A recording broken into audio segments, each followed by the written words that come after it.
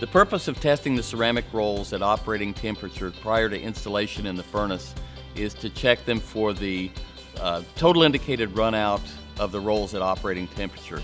This allows us to place them in the furnace in the correct order in order to create the best conditions for producing glass with the highest optical quality.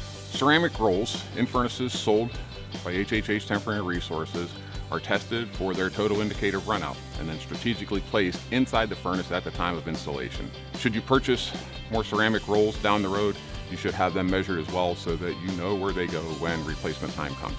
Here at HHH, we offer a hot TIR testing program.